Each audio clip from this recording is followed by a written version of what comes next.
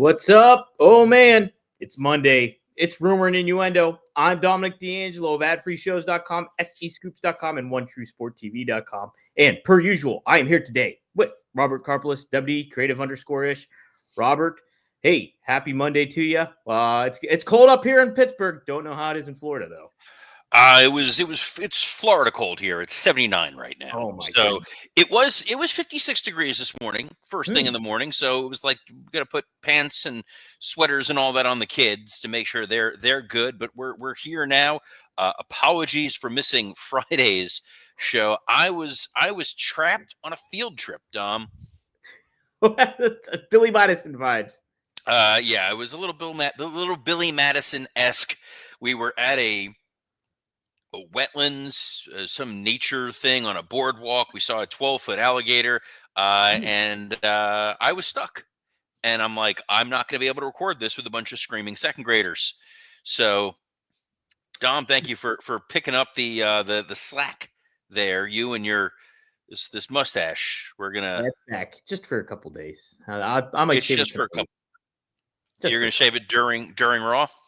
During Raw, yeah, that's how I decompress is watch Raw and shave my mustache. A couple folks joining us live in the chat want to say hi to. So you have to do the saying hi because I haven't. Yeah. Let's say hi to folks. Triple E's here. He says, "What's up?" That's the closest we're getting to Bubba Ray Dudley being represented on this show, thankfully. He says, "Liars taking home the gold for sure." We'll talk about that. Alt Jake says, "Morning, all here to a better week than last week." R&I is Ross, says Dre Owens. Alessandro Medellin. Oh, from Italy. Hey, good to see you. I love how badly you butchered that man's name. Really did, and then you're like, hey. Alessandro Mediani. Oh, see, the advantage was all last week on HBO Signature, they were re-airing the Sopranos. So it's been a lot of Sopranos talk. Johnny Disco saying, good day, R&I. Oh, Wrestling Old Head with that Veronica Vaughn is one piece of ace. Very nice. And Jeff Headingley says, afternoon 9 episode 2 of Raw on Netflix tonight. Hopefully a little better than episode 1, I think he meant there. So I think this will be the Raw that they settle back into a normal pattern. And we did see on SmackDown on Friday night, it was a very straightforward 3-hour episode of Friday Night SmackDown. Yes, it was. Very much so. Let's preview it, or not preview it. Let's review it a little bit. Lots of happenings going on there. We had Cody Rhodes and Paul Heyman kicking it off with Heyman noting how much he respects Cody Rhodes ever since he was a little kid. And but he had an announcement to make that Roman Reigns will, now that he's the tribal chief once again, will be entering the Royal Rumble to get that championship shot once more. And then Kevin Owens interferes, and then a brawl ensues, and we get some chaos. What do you think of this, there, Robert? Opening with Heyman was a really smart idea. We knew that Roman was not going to be on SmackDown. He was on Raw Monday night, but this was the next logical step. He now has the Ulafala. He is now back as the tribal chief, so it makes sense that now his next focus would be being world champion or universal champion, undisputed champion, whatever it may be. He's got unfinished business with Cody, so he needs to announce, hey, I'm entering the Royal Rumble. You're not going to waste a Roman Reigns appearance for him to just come out there and say, I'm entering the Royal Rumble, because there was a lot of physicality in this segment, and it would have looked odd if Roman did not engage in that. So Heyman and Cody sets up a nice little story. I doubt significantly we are going to get Roman Reigns, Cody Rhodes 3 years in a row at WrestleMania, especially because it would be more of a babyface match for them. But we're building intrigue to the Rumble itself. We're also furthering the notion that it's Kevin Owens is this great Royal Rumble placeholder. He is when you need a guy to face the champ at Royal Rumble, just go get Kevin. I can't remember if it was you or one of my other people that I talk with on shows. Did you think there's a possibility that Kevin Owens could walk away with the title at Royal Rumble? That was definitely not me. That sounds like the booking genius of Greg Gagne. Okay, well, yeah, I'm not sure who it was exactly. No, because the story of Kevin Owens is he's a guy who's trying to get this sort of unearned redemption. Mm-hmm. So if he were to beat Cody, you got to go to another match with Kevin and Cody. and you don't have enough time between now and Mania to tell that Mania story. Yeah. Yeah. It's a good point. Good point. George A chimes in here, says Heyman cutting a promo on how Roman emails. No, not a texter that Roman Reigns. He's not. No, it makes me think of Vince emailing. So Vince is a finger typist, which sounds dirtier than it should. He is a one finger, like you get one sentence that took him an hour to craft. Yes, I wonder if that's what Roman Reigns does too.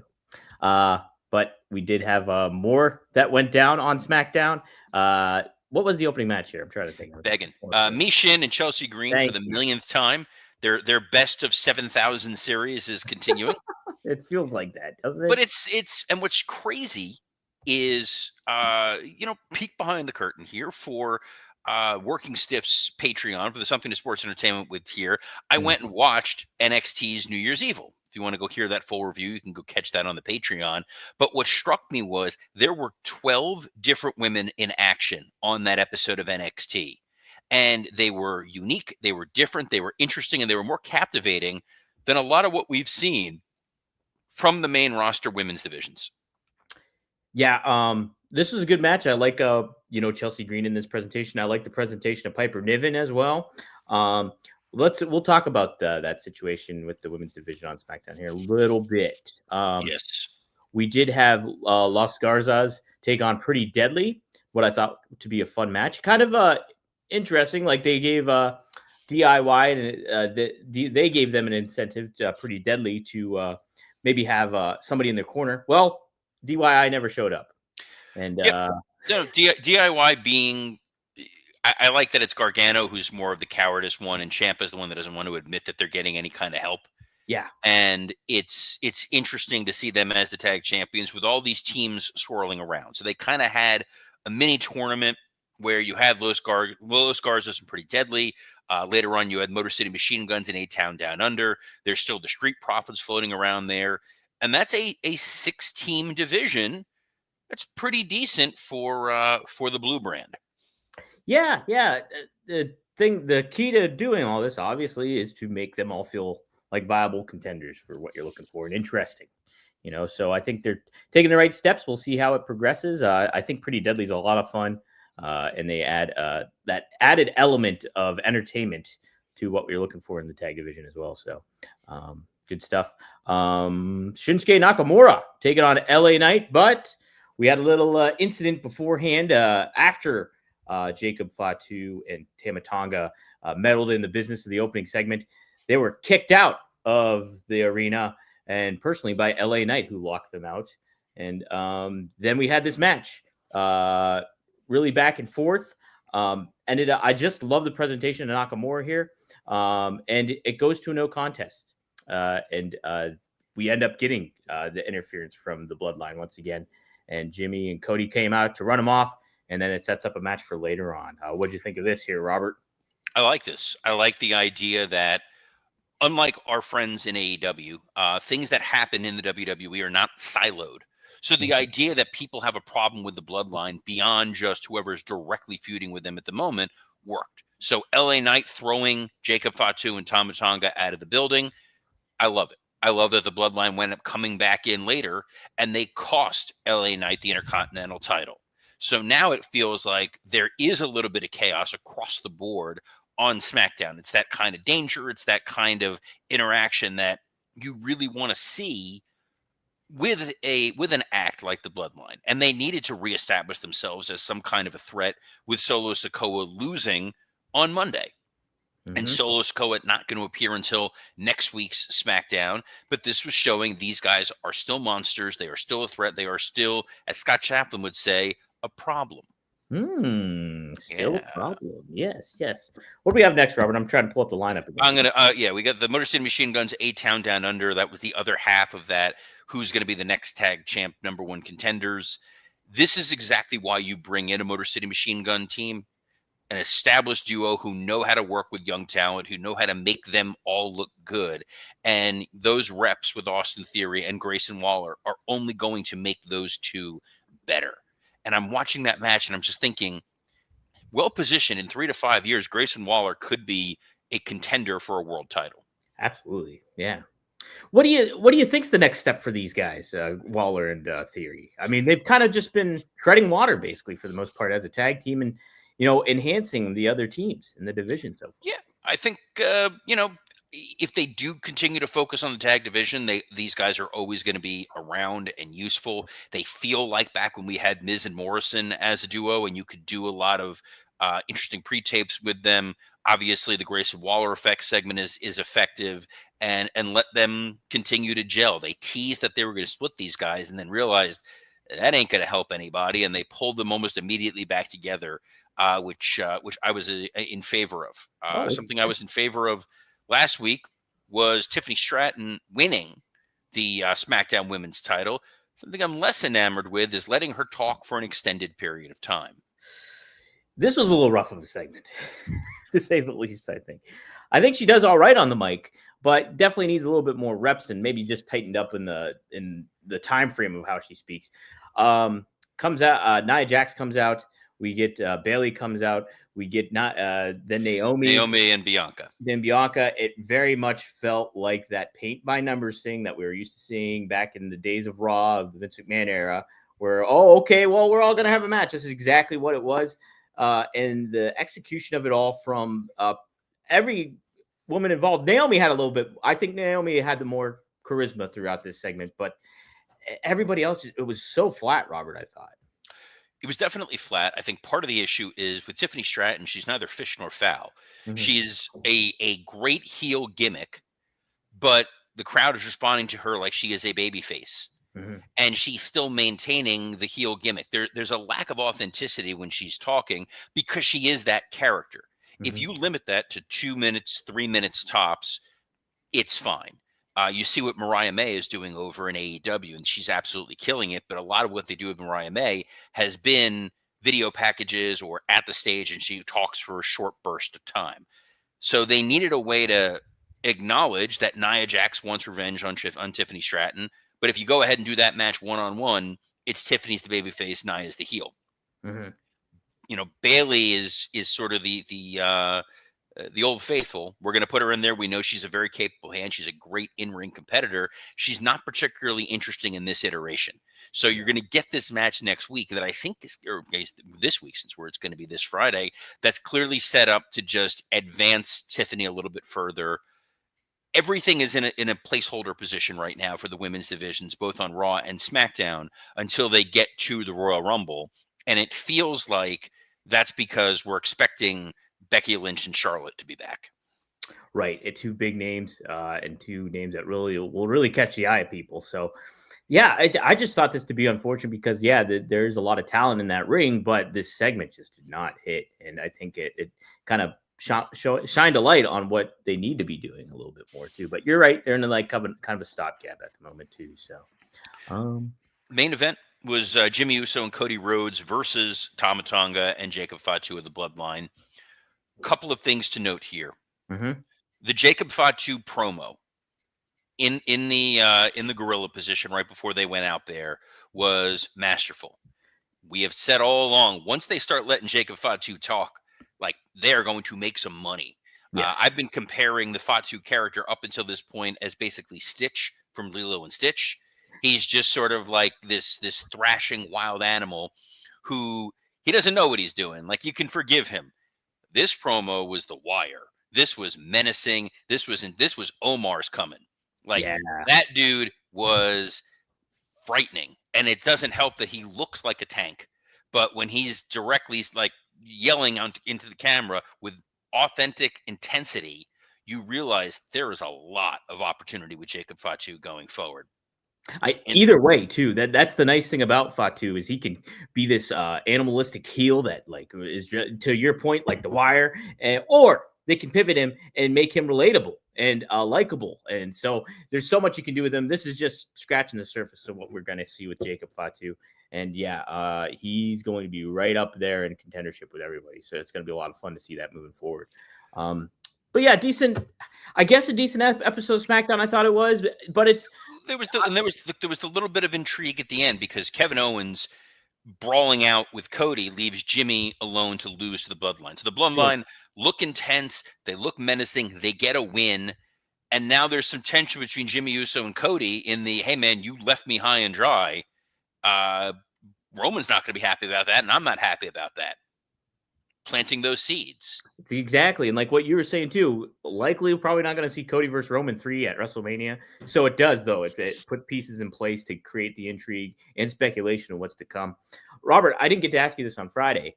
I did want to see, though, what you thought about SmackDown and how it's promoted now. Even like when I was reading the card last week on Friday, there was like one thing announced, or two things, Tiffany appearing and then the LA Knight match. Do they need to promote this a little bit differently, considering it's a Friday show on USA Network, cable television, and it's 3 hours? Would you change the strategy behind how WWE is kind of promoting these shows now? I mean, when it was Fox, they were very concerned with making sure you knew what all those cards were going to be. Now it's just kind of you turn the faucet on and water comes out. You put on USA on a Friday night and SmackDown's there. You're either in the habit of watching it or you're not. So they don't need to necessarily go above and beyond. They know, hey, you're going to get Cody. You're going to get whatever the advancement is going into Rumblemania season. They promoted on Netflix on that, almost 5 million viewing episode of Raw. Tune in on Friday on SmackDown. I didn't see what the ratings were for SmackDown on Friday. Obviously, if they start to dip significantly, they will. But we are in this kind of corridor right now where everything they're going to touch is going to be gold between January and April. Yeah. There's going to be some interesting stuff to come, particularly when it comes to building towards WrestleMania here. Hey, something that did get announced pretty heavily is tonight's Raw. We got quite a lineup. Quite a lineup, and honestly, one of the funny things that wound up happening is we know that it's Chad Gable versus a mystery luchador, but WWE has already posted their WWE shop stuff for Penta. And that was definitely a premature moment. And guys, oh, we're back. Hey. If you want to make sure that you don't have a premature moment, if you want to make sure that you have Cero Mero, and let's talk about having better sex with Blue Chew. Blue Chew is the original brand offering chewable tablets. These erection-enhancing tablets are help men achieve stronger, harder, and longer-lasting erections for sexual activities. If you thought Penta was stiff in the ring, oh man, Blue Chew is putting its money where its mouth is and offering you a month free. Process is simple. Sign up at BlueChew.com, consult with one of their licensed medical providers, and once you're approved, you'll receive your prescription within days. Blue Chew tablets are made in the USA and prepared and shipped directly to your door. You can take them anytime, day or night, so you can plan ahead or be ready whenever an opportunity arises. Best part, it's all done online. No visits to the doctor's office, no awkward conversations, and no waiting in line at the pharmacy. Make life easier by getting harder and discover your options at BlueChew.com. We've got a special deal for our listeners. Try your first month of Blue Chew free. Visit BlueChew.com for more details and important safety information. And we thank Blue Chew for sponsoring this episode of Rumor and Innuendo. Thank you, Blue Chew. All right. It's been a couple of weeks. That felt good. Not as good as it's going to feel when you pop one of those Blue Chew tablets and you chew it and do it. But Raw tonight is certainly going to do it from the SAP Center. Yes. In San Jose, California. Yes. I apologize in advance for doing that. The big headline match is the big headed match. The big headline match. Oh, the big headline match. Yeah, the WWE Women's Intercontinental Championship will be determined tonight. It's Dakota Kai taking on Lyra Valkyria. The favorite in this seems to be Lyra Valkyria, but I don't know. Which way would you go here? Does it necessarily matter? These two women are trying to raise their star power, so either one, I don't think you could really. It would do no harm, and it wouldn't hurt the other person to just have a competitive match either. Well, I thought for sure we were going somewhere with Io Sky potentially winning this, since this is sort of the workhorse title. I think Lyra Valkyria being the first women's intercontinental champion is a great feather in her weird bird costume. But Dakota Kai going this far, there has to be a story here. Either the story is she wins and Io is jealous and we get a Dakota Io match, or Dakota fails and she's bitter about it while Io is recovered from her loss, and something is afoot here at the Circle K of the Women's Intercontinental title picture. But I have a feeling this match is going to be a great one. I agree. Both these gals can go, and I, if I had to lean towards somebody, I'd want to see Dakota Kai. I think get it because I think there's just so much that we haven't seen from her on a main roster standpoint as a babyface, and so making her the inaugural champion, while Chelsea Green's the inaugural United States champion, who's a heel, could give a good balance to both brands. So kind of leaning towards Dakota Kai, but either way, I think it should be fine. We have Sheamus versus Ludwig Kaiser, which also seems like another Mishin versus Chelsea Green type of match because we've seen these two go a lot. We have, and Sheamus was off TV, having been injured by Ludwig Kaiser. Now he's back. It does feel like this has been a lot of rather lather, rinse, repeat. I don't know. Braun Breaker seems to kind of have receded into the background a little bit, even though he's the Intercontinental Champion. So I'm sure this will reignite that. It'll be a hard-hitting match. It'll be a fun match. It's fun. As far as repeat matches go, it's pretty darn good. Mm-hmm. Yeah, you could definitely do a lot worse on that one. Chad Gable versus a mystery luchador. Who could it be, Robert? Who could it be? No clue. No clue. By the way, how great would it be if it's they Gable's out there and they send out like Brutus in a lucha mask? Oh my God. To just kind of like double down on it a little bit. I think that would be quite funny. And then you have Penta debut. The pop last week in the Staples Center, or not in the Intuit Dome for that Penta video. There was some cameras, some fan footage of that. Man, that was impressive. It shows how badly AEW kind of dropped the ball with a guy like Penta, who my working stiff co-host Scott Chaplin always says, like, this dude is the Lucha Undertaker.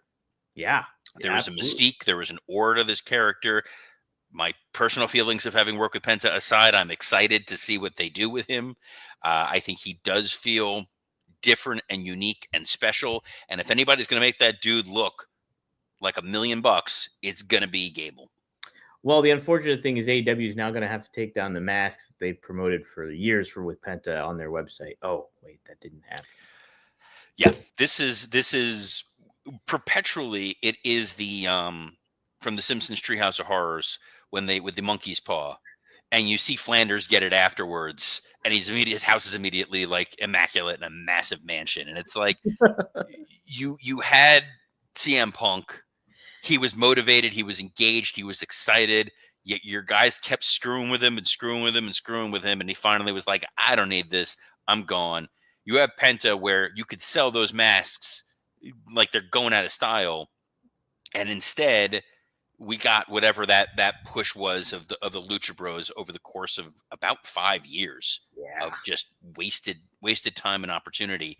And I think WWE is going to make a really strong upper mid-card star out of Penta. Absolutely. They definitely can. And man, make a lot of money off of them too. Set to appear, speaking of, is CM Punk. Well, before you get to set to appear, there is one other match, and that is the street fight. Another Damian Priest, Finn Balor. This feels like, hey, we gotta promote these shows like they are a pay-per-view, and this feels like a B show pay-per-view main event. Mm-hmm. Yeah. We're going to give you Finn Balor and Damian Priest to probably end that feud a little bit. Priest was not on last week's episode, so give him a little bit of representation here. Yeah, absolutely. And yeah, this is just, you're introducing Priest to a bigger audience now. Should be fun. I'm excited for it. And maybe this will just create something. Hey, let's move on with, this whole feud with Balor and Priest. We've seen this. So what's next for these two heading into WrestleMania season? So some good stuff set up. But yeah, scheduled to appear as well. Announced CM Punk, Rhea Ripley, and Gunther. So any expectations coming from there, Robert? How they present? Punk's post-Raw promo, I thought was excellent. I thought it was probably the best thing that we saw last Monday night. Mm-hmm. It felt real. It felt raw. It felt intense. And it was him basically saying, I don't care how it happens, why it happens, when it happens. I'm going after the title. So this feels like Punk's going to announce his entry into the Royal Rumble. Rhea does not have a direct opponent for Royal Rumble. Mm-hmm. Neither does Gunther. there is still a Saturday night's main event coming up as well. So there's always the possibility of some sort of interruption, some sort of something to happen there. But the entries that are going in the Royal Rumble, it is stacked. I mean, you go on the men's side 10 people deep before you even have to start wondering, all right, who, like, there's 10 people who could win this and it would make sense in some way, shape, or form. And that is a real fun position for WWE to be in. Yeah, they have a lot of creative elements that they can put into place and create some intrigue, further heading down that road to WrestleMania. Well, someone else who don't make that noise again. That was brutal. Someone else who created some intrigue was WWE adjacent talent Tyson Fury. Yes, Robert. He announced he's retiring from boxing. He says, I'm going to make this short and sweet. He did a little video. He said, I'd like to announce my retirement from boxing. It's been a blast. I love every single minute of it. I'm going to end with this Dick Turban war mask. God bless everybody and see you on the other side. Robert Tyson Fury, memorable. Holy crap. All the titles I was looking at and the people that he beat during his boxing career was very impressive. He's got a personality. He's got a look. He's already competed at one of the Saudi shows. Do you see a lot of value in Tyson Fury as a WWE superstar or somebody that they can utilize? He's only 36 years old. Look, I think that there is an interesting opportunity for some cross promotion situation going on there. I would not be mad if the idea is Tyson Fury is sitting ringside for something and him and Logan Paul have an interaction, and this leads to setting up a Tyson Fury Jake Paul exhibition fight. Mm-hmm. This feels like Tyson Fury is retiring, in quotes, because whatever lures him back will be worth more money. Some of these quasi freak show one-offs make a lot more money than some of the standard boxing matches that you wind up seeing. So Tyson Fury versus Jake Paul as a strange anomaly to pull him out of retirement. Tyson Fury and Logan Paul, something you could see Tyson Fury participating in a WWE event and they pay him handsomely. The Saudi government's going to say, oh, this guy's retired from boxing. He's still a draw. We're going to pay to have him show up. There's a lot of intrigue, a lot of insight into what may wind up happening with Tyson Fury, but it's fun. But I think this is a very Terry Funk style retirement. Some folks who are definitely familiar with Terry Funk are also familiar with Dominic D'Angelo because three of them host podcasts with you. That's correct. Yes. Starting off with RVD, new episode of Rob Van Dam, One of a Kind with RVD, dropped this morning on RVDTV.com. Rob talks in depth about Hulk Hogan, getting booed at Raw, and then just working with Hogan and the reputation that he's accrued over the time. In addition to that, we cover obscure Marvel villains and who Rob would play in a Marvel movie. He gives a great one I did not see coming, so check it out. It's on RVDTV.com. And Magnum and Gagne and I, we recorded on Friday. The episode will drop on audio at some point today, so be on the lookout for that. Go to Four Horsemen Network on your podcast feed of choice and fourhorsemennetwork.com to check out that new episode coming. Robert, you just sent me a Working Stiff Patreon. Yes, myself and Scott Chaplin broke down SmackDown. We talked about Collision. We talked about that insane Chris Jericho match, and we will get to that this week. I promise, guys. We had a lot to talk about today, but the Chris Jericho situation, I'm sure, will come up a little later this week because we will be here every Monday through Friday at noon Eastern on a plethora of platforms, including the WWE Creative _ISH X account, the at Dominic D'Angelo X account, the at SE Scoops X account, and on YouTube on ad-free shows, Working Stiff and Rumor and Innuendo. Dom, I'm glad to be back. Excited for the week ahead. And on behalf of the man who is on his own long and winding road, Dominic D'Angelo, I'm Robert Karpolis. Best of luck in your future endeavors. Can't wait to shave this mustache while my guitar gently weeps.